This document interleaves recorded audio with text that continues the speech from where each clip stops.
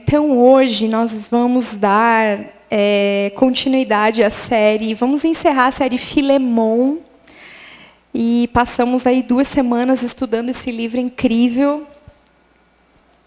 É a menor carta de Paulo, mas ela é muito rica, né? E a palavra do Senhor, ela é assim, infinita. Nós poderíamos ficar o ano inteiro estudando a carta de Filemon, que nós ainda iríamos extrair muitas e muitas coisas. Então, relembrando um pouquinho do que nós vimos, a história, né? Para então nós lermos a carta novamente. Filemon, quem era Filemon? Filemon era um homem que havia se convertido a Cristo. Ele é descrito na palavra como um cooperador da obra, como um companheiro de lutas, um homem muito amado. A fé dele para com Deus e o amor dele para com os irmãos era bem difundida. Todo mundo ouvia falar, né? Paulo falou assim: eu ouvi falar da tua fé em Deus, do teu amor para com todos os santos. Então ele era um irmão que ele era cheio de amor, de compaixão, era hospitaleiro, assim como sua esposa, porque a igreja de Colossos se reunia na casa de Filemon. Então, era ele que hospedava essa igreja. E ele era um homem muito rico. E ele era um senhor de escravos. Porque, naquela época, a instituição da escravidão era comum. E havia muito. Tinha cidades que aproximadamente 1/3 da população era formada por escravos. Então, Onésimo vem a ser um desses escravos de Filemon. Onésimo, então, provavelmente havia ouvido o evangelho muitas vezes na casa do seu senhor, mas ainda assim ele não havia se convertido, né? Porque para ele chegar a usurpar o seu senhor e fugir, não é uma atitude que condiz com um cristão. Então, ele não tinha se convertido e ele fugiu. Talvez fosse uma pessoa com coração duro. Mas, estudando um pouquinho a respeito dos escravos, eles eram pessoas tidas como as piores pessoas da sociedade, pessoas desprezíveis. E aí você vai perguntar, nossa, mas por que preconceito e tal? Mas como é que funcionava? Os escravos, eles não tinham direitos. Eles eram tidos como objetos. Os seus senhores podiam fazer com eles o que eles quisessem. Se eles quisessem maltratar, se eles quisessem matar, eles podiam fazer, porque eram tidos mesmo como coisas e não como pessoas. Então, eles não tinham direito algum. Eles começavam, então, eles eram tratados com injustiça e eles iam nutrindo uma revolta no seu coração, um ódio mesmo, contra todos que não eram escravos. E os seus comportamentos eram sempre contrários a essas pessoas. E quando você está numa situação assim, você começa a criar um próprio senso de justiça, sabe? Porque se ninguém é por você, se você sabe que você está à mercê, você está sozinho. Se você quiser alguma coisa para a sua vida, você mesmo tem que ir lá e fazer, porque ninguém mais se preocupa com você, começa a pensar assim, vou tirar vantagem, proveito de tudo que eu puder. Então, esse tipo de mentalidade se desenvolvia, de tirar vantagem, de se aproveitar de quem puder, pelos meios que podiam. E, gradualmente, eles iam se tornando pessoas amargas, pessoas brutas, pessoas incorretas, marginais, né? E a gente vê isso hoje com relação a muitas pessoas acontecendo também. Pessoas que estão à margem da sociedade, pessoas que sofrem muito na miséria e tudo mais, acabam aí enveredando para esse caminho. Então, não sabemos se Onésimo foi assim, mas é muito provável, porque a carta nos descreve Filemon como uma pessoa muito boa, né? Descreve, fala da sua fé, fala do seu amor. Então, aparentemente, Onésimo tinha um senhor muito bom. E ainda assim, ele foi ingrato, ele usurpou o seu senhor e fugiu. Então, esse escravo, ele aproveitou essa oportunidade e ele decide fugir para Roma. Gente, ele quis fugir para longe mesmo. Colossos de Roma tem aproximadamente aí 2.000 quilômetros de distância.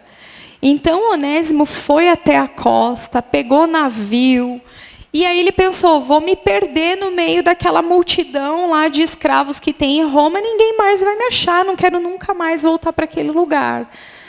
Só que aí, né, como é que Deus vai resolver a situação desse escravo? Como é que Deus vai trazer uma solução para a vida dessa pessoa?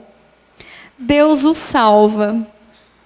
De alguma forma ele se encontra com o apóstolo Paulo. Eu penso que talvez aí foi até por intermédio de Epáfras, porque Epáfras era de Colossos, foi ele que fundou essa igreja lá. De repente Epáfras era um cooperador do apóstolo Paulo, se encontra com ele em Roma e aí acaba levando para o apóstolo Paulo.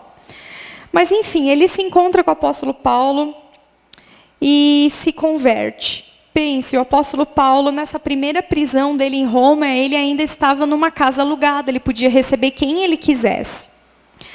E aí, de repente, Onésimo, o nome dele significa útil, mas para o servo dele era uma pessoa inútil, né? De repente, Onésimo, de uma pessoa inútil, de um servo de dura serviço, ele acaba fazendo jus ao seu nome e se tornando útil para o apóstolo Paulo. Você imagine a situação, Paulo preso. Agora, Onésimo convertido, ele podia ajudar o apóstolo, né? Ele podia enviar, levar as cartas, levar recado. Ele poderia comprar coisas que o apóstolo precisava, até mantimentos. Podia ajudar com os afazeres da casa, porque ele estava acostumado a servir, ele sempre foi um escravo. Só que pela primeira vez, ele começa a servir por amor. Antes, não, né? Ele era obrigado, ele era provavelmente muito mal-humorado, de dura serviço, e agora ele está servindo por amor. E embora ele fosse de grande valia para o apóstolo Paulo reconhece que não era certo mantê-lo consigo sem o consentimento do seu Senhor. E então, porque assim, né, queridos, quando nós nos convertemos ao Senhor, Ele vai mexendo em todos os nossos relacionamentos. O que a gente tem oportunidade de consertar, a gente tem que consertar. O que a gente tem oportunidade de restituir, o mal que causamos, a gente precisa restituir. Porque senão, ou nós estamos vivendo uma fantasia, ou nós estamos vivendo uma hipocrisia, né? Que é muito pior.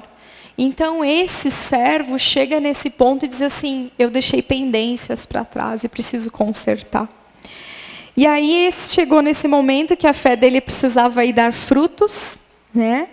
E ele retorna então para o seu Senhor, enfrentando todos os riscos que isso acarretava. Porque um servo, um escravo, depois que fugiu, na sua volta ele podia ser punido, poderiam marcá-lo com ferro quente, que era costume também, poderiam até matá-lo. Mas ainda assim ele retorna, decide enfrentar os riscos, e volta então para Colossos, na casa de Filemon, e ele está então chegando neste lugar, acompanhado de Tíquico, com essa cartinha de Paulo nas mãos, para entregar para o seu Senhor. E é essa carta que nós vamos ler agora rapidinho, amém? Então abra lá em Filemon, é um livro que fica antes de Hebreus, tem apenas uma página, é um capítulo só. Mais fácil você procurar Hebreus e daí volta uma página. Quem achou diz amém. Amém. Então, Paulo, prisioneiro de Cristo Jesus, e o irmão Timóteo, a você, Filemon, né, o senhor ali de Onésimo, nosso amado cooperador, a irmã Áfia, a Arquipo, nosso companheiro de lutas, e a igreja que se reúne com você em sua casa. A vocês, graças e paz da parte de Deus, nosso Pai, e do Senhor Jesus Cristo.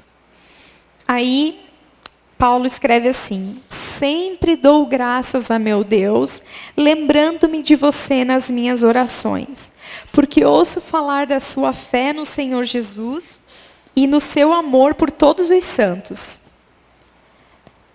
Oro para que a comunhão que procede da sua fé seja eficaz no pleno conhecimento de todo o bem que temos em Cristo. Seu amor me tem dado grande alegria e consolação, porque você, irmão, tem reanimado o coração dos santos. Pense como era Filemão. Por isso, mesmo tendo em Cristo plena liberdade para mandar que você cumpra o seu dever, prefiro fazer um apelo com base no amor. Eu, Paulo, já velho e agora também prisioneiro de Cristo Jesus, apelo em favor de meu filho Onésimo, que gerei enquanto estava preso. Ele antes era inútil para você, mas agora é útil, tanto para você quanto para mim. Mando-o de volta a você, como se fosse o meu próprio coração. Gostaria de mantê-lo comigo, para que me ajudasse em seu lugar, enquanto estou preso por causa do Evangelho. Veja o quanto Onésimo estava sendo útil para o apóstolo, né? Para ele dizer, olha, eu preferia deixar ele aqui comigo mesmo, mas não quis fazer nada sem a sua permissão, para que qualquer favor que você fizer seja espontâneo e não forçado. Talvez ele tenha sido separado de você por algum tempo, para que você o tivesse de volta para sempre. Não mais como escravo, mas muito além de escravo, como irmão amado. Para mim, ele é um irmão muito amado, e ainda mais para você, tanto como pessoa, quanto como cristão. Assim, se você me considera companheiro na fé, receba-o como se estivesse recebendo a mim. Se ele o prejudicou em algo ou deve alguma coisa a você, ponha na minha conta. Eu, Paulo, escrevo de próprio punho, eu pagarei, para não dizer que você me deve a própria vida. Sim, irmão, eu gostaria de receber de você algum benefício por estarmos no Senhor. Reanime o meu coração em Cristo. Escrevo certo de que você me obedecerá, sabendo que fará ainda mais do que lhe peço. Até aqui tá bom. Amém? Então, queridos, olha que interessante, né? É muito interessante você perceber como Deus muitas e muitas vezes desenterra assuntos mal acabados da nossa vida, né?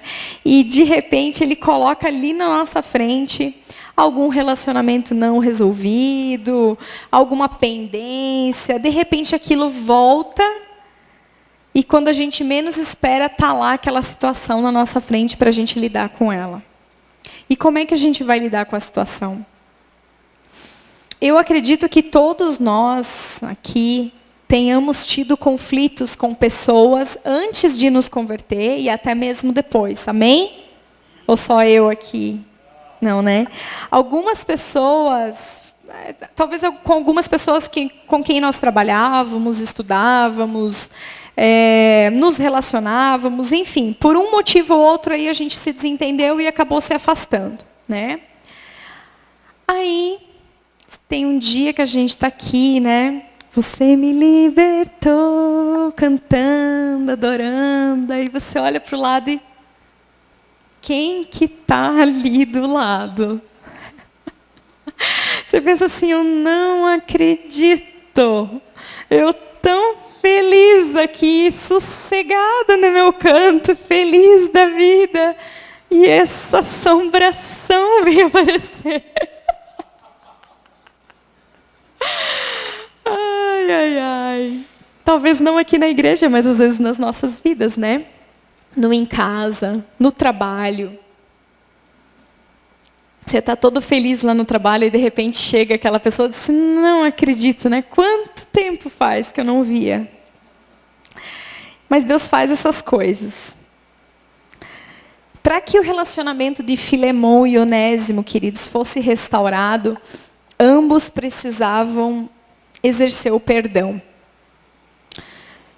Onésimo, né, o escravo, ele somente poderia voltar se ele compreendesse mesmo que o que ele fez foi errado, que ele deveria pedir perdão e encarar as consequências do seu erro e restituir o que ele pudesse restituir, corrigir, né? E Filemon somente conseguiria cumprir aquilo que o apóstolo Paulo estava pedindo para ele, se ele também exercesse o perdão. O mesmo perdão que ele tinha ouvido quando ele aceitou Jesus, provavelmente o mesmo perdão que ele mesmo compartilhou nos cultos da sua casa, né? Provavelmente muitas vezes ele falou desse perdão. Eu fico imaginando nos cultos na sua casa ele falando sobre que Deus nos perdoou, como Deus é bom, e aí de repente aparece o escravo que fugiu com uma cartinha do apóstolo Paulo em mãos.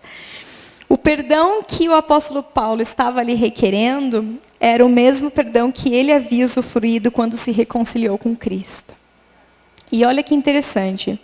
Filemon, o Senhor, e Paulo, eles tinham histórias muito diferentes a respeito da mesma pessoa. Se você perguntasse para Filemon quem era Onésimo, ele ia falar. Se você perguntasse para o apóstolo Paulo, ele também ia falar, mas coisas totalmente opostas. Filemon, ele tinha que aturar esse escravo. Porque ele provavelmente se comportava como um escravo rebelde, mal-humorado, insubordinado. Né? Se perguntasse como é que é Onésimo, é um escravo que me deu problema, revoltado, era difícil, até que acabou aí fugindo. E aí se perguntasse, mas e Paulo, como é que é Onésimo? Ah, esse é o meu filho amado.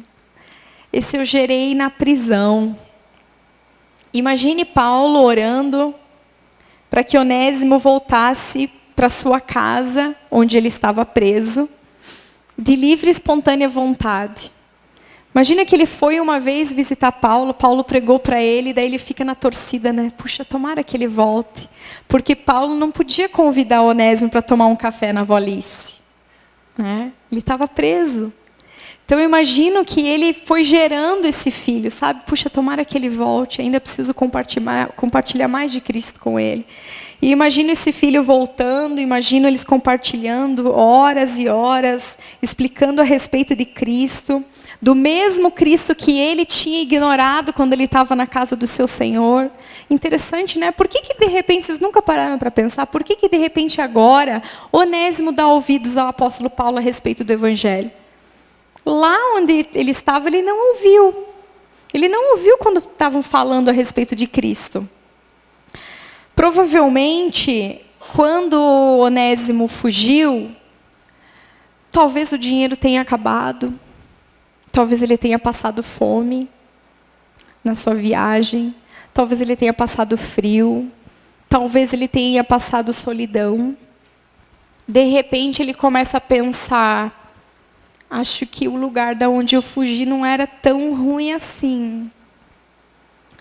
Lá eu tinha comida, lá eu tinha segurança, tinha pessoas que se preocupavam comigo. Pensando bem, aquele meu Senhor também não era tão ruim assim.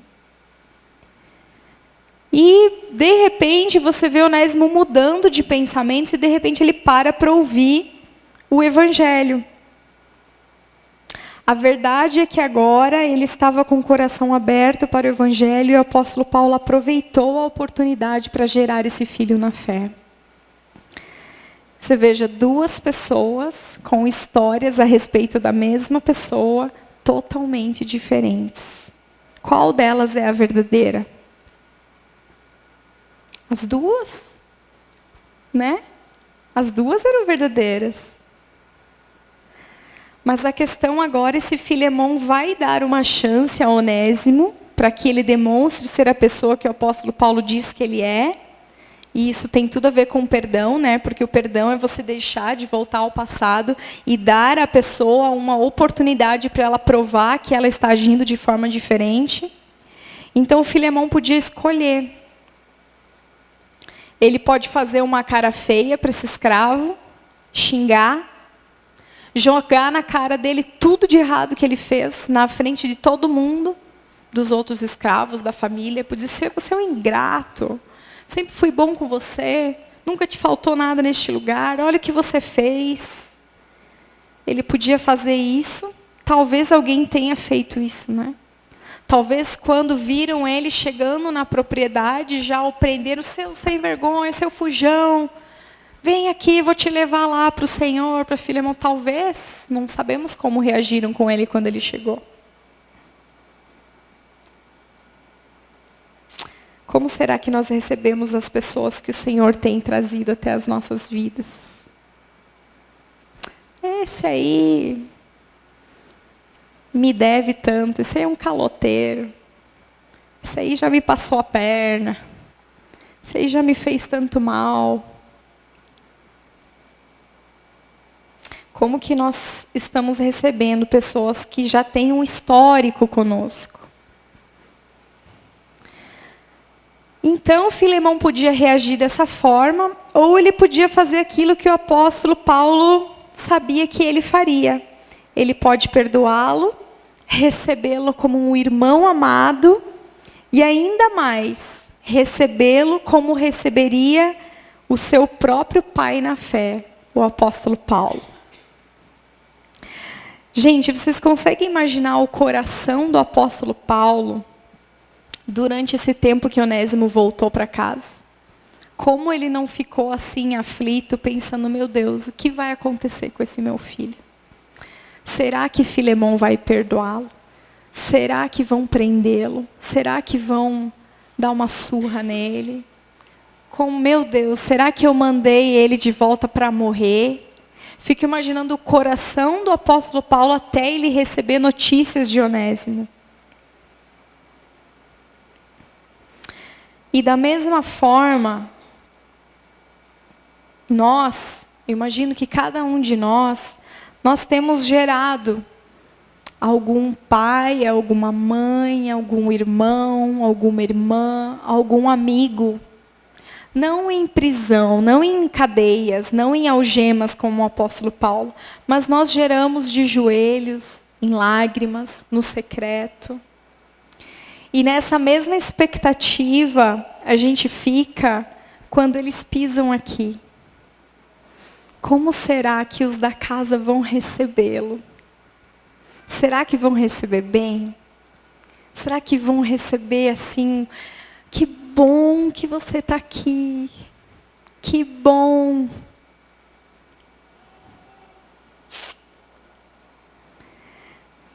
Caso Filemão decida recebê-lo como o apóstolo Paulo solicitou, com amor, com ternura, com perdão, você consegue imaginar o leque de oportunidades que se abre para o próprio evangelho? Porque assim, queridos, Onésimo, ele podia servir como um excelente cooperador na obra em Colossos, né? Ele podia dizer, não, te perdoo, você vai ser uma bênção aqui agora na nossa igreja, agora que você tem esse coração de servo, você vai ser uma bênção aqui. Ou ele poderia dizer assim, não, você é uma bênção, mas estou vendo que o apóstolo Paulo está precisando de você, amém, volta, ajuda ele lá, faz tudo o que o apóstolo te pedir, ou vai para qualquer igreja que esteja precisando de você. Éfeso, que ficava ali uns 160 quilômetros dali, que estava tudo acontecendo ao mesmo tempo. Então, qualquer atitude que, se Filemão, o servo, decidisse cumprir aquilo que o apóstolo Paulo pediu, eram muitas as oportunidades que surgiriam em benefício do evangelho. E da mesma forma acontece conosco quando nós decidimos servir ao Senhor, servindo aos nossos irmãos. Abre-se um leque de oportunidades, o que cada um pode fazer. Vocês estão entendendo? Amém? Quem tem mente de escravo tem o seu próprio senso de justiça. Você faz o que quiser e serve quem você quiser, porque você acha que não há ninguém por você. Você não consegue enxergar colaboradores ao seu lado. Há muitos irmãos que já foram abusados e muito feridos dentro das próprias igrejas. E sem perceber, começam a estabelecer o seu próprio manual de conduta e de servidão. Eles, às vezes, até mesmo aqui dentro, estão longes, sabe? Distantes. E aí começa a decidir quem vai servir, quem não vai servir, se vai servir. Muitos não conseguem servir, né? Porque talvez pensem consigo mesmo, eu não vou dedicar meu tempo, meu esforço para fazer nada nessa igreja, porque eu já dediquei tanto tempo, tanto esforço, e o que eu recebi em volta? Ingratidão, abuso, desprezo. Eu vou dedicar o meu tempo e guardar aí todo o meu coração para a minha família, porque é com eles que eu posso contar quando eu preciso. Se você está nessa situação, eu te entendo, porque eu já estive também. Mas hoje eu quero te convidar para você sair dela, sair dessa caverna, para você perdoar. Nós estamos todos aprendendo, queridos. Alguns erram quando chegam, outros erram recebendo, e a gente vai aprendendo à medida que a gente vai crescendo no Senhor, juntos. O que você está esperando para caminhar em direção à sua cura? Nós temos aqui líderes que estão dispostos a te acompanhar, a te ministrar, a orar contigo, a te ajudar. Então, está disponível, mas é um passo que a gente precisa dar, né? Dizer, eu não quero mais estar nessa prisão, eu quero me libertar, eu quero perdoar, eu quero servir o corpo de Cristo. Amém? Talvez também exista pessoas que tenham uma mente de escravo e que só pensa em receber, nunca em dar. O escravo só quer tirar vantagem porque ele pensa que ele não tem direito a nada. Mas se você se vê como um filho, como um herdeiro, né? Você tem consciência de tudo que você herdou com a salvação, tudo que você consegue fazer é compartilhar das aflições de Cristo pela sua noiva. Porque você sabe que você mesmo é o fruto do serviço de alguém, da dedicação de alguém, da insistência de alguém, da oração, da fidelidade, da cura, do estudo. Amém? Gálatas 6:10 diz assim: por isso, enquanto tivermos oportunidade, façamos o bem a todos, especialmente aos da família da fé. Especialmente aos da família da fé.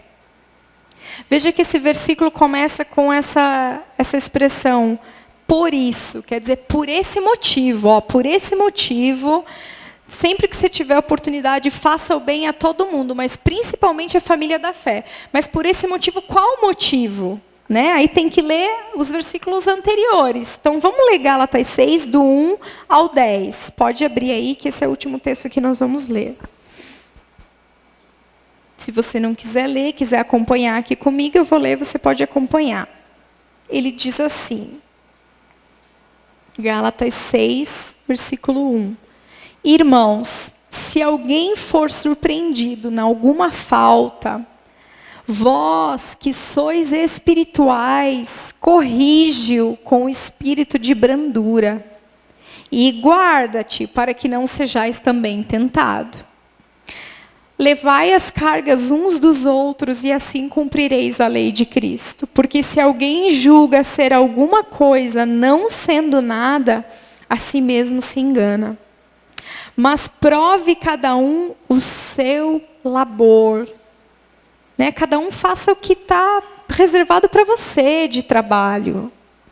E então terá motivo de gloriar-se unicamente em si e não no outro. Porque cada um levará o seu próprio fardo. Mas aquele que está sendo instruído na palavra, faça participante de todas as coisas boas aquele que o instrui. Quer dizer, honre aqueles que estão te acompanhando, que estão te ensinando. Não é porque um líder ou outro te machucou, te feriu, que você vai jogar todos eles no lixo junto, né? Tudo no mesmo cesto. Não é assim, queridos. Cuide, não fale mal dos seus líderes. Né? Cuidado como você trata com eles, porque isso é antibíblico. Sabe? A Bíblia diz ali, para a gente fazer participante das coisas boas. Não vos enganeis, de Deus não se zomba, pois aquilo que o homem semear, isso também ceifará. Porque o que semeia para a sua própria carne, da carne colherá corrupção. Mas o que semeia para o Espírito, do Espírito colherá a vida eterna. E não nos cansemos de fazer o bem, porque a seu tempo ceifaremos se não desfalecermos. Deus está falando, não podemos nos cansar. A gente tem uma recompensa, mas a gente só vai ter essa recompensa se a gente não desistir. Por isso, então, por esse motivo, por causa de tudo isso, enquanto tivermos oportunidade, façamos o bem a todos, especialmente aos da família da fé. Assim como Onésimo, que saiu de Colossos, né, e deu muitas voltas até chegar a Roma, muitas pessoas que saíram das nossas vidas, de repente elas voltam. Mas ninguém volta igual, sabe, gente? A gente tem que cuidar, porque nós não somos as mesmas pessoas que nós éramos ano passado. Eu não sou. Com certeza você também não é. Muitas coisas vão acontecendo nas nossas vidas e a gente vai mudando todos os dias. E a verdade é que algumas voltam melhores e outras não. Né? Infelizmente, outras não. Algumas voltam mais maduras, outras mais imaturas. Mas, independente de como elas voltam, o Senhor sempre nos diz para receber bem. Né? Tem a parábola da ovelha perdida, tem a parábola da dracma perdida, e o Senhor está insistentemente ali falando, olha, vou atrás, quando um se perde eu vou atrás, eu estou preocupado. Então, quando eu estava preparando essa palavra, o Senhor me lembrou também de como que Ele tratou o traidor recorrente, Pedro. Em Marcos 16, é o único evangelho que traz esse detalhe. Quando as mulheres correm até o sepulcro e veem que Jesus não está lá, e um anjo aparece para elas, ele diz assim, Marcos 16, 7, para quem está anotando. Vão e digam aos discípulos dele e a Pedro, ele está indo adiante de vocês para a Galileia, lá vocês o verão como ele disse. Por que ele precisou acrescentar, né? E a Pedro. Que de repente, se ele fala assim, ó, diga aos discípulos dele para irem para a Galileia, porque ele vai se encontrar com eles lá, Pedro poderia dizer assim, ele provavelmente não me tem mais como um discípulo dele. Eu o neguei 3 vezes, com certeza ele não me quer mais. Eu já fiz tanta coisa, com certeza ele não me quer mais. Eu já traí tanto, eu já aprontei tanto, eu já pisei tanto na bola. Com certeza isso aí, esse recadinho aí não é para mim. Mas aí o anjo diz, vão e digam aos discípulos, e a Pedro, vão se encontrar na Galileia. Porque ele não recusa ninguém. Não importa o quanto a gente já tenha aprontado, né? O pai vai estar sempre disposto a correr ao encontro daquele filho pródigo que volta. Então que nós estejamos sensíveis para o que o Senhor quer de nós, quando alguma dessas pessoas se apresentarem novamente na nossa vida. Quando o Senhor trazer de volta um desses que talvez andaram por lugares difíceis, áridos, talvez só o sofrimento conseguiu trazê-los de volta. Que a gente não estrague esse retorno.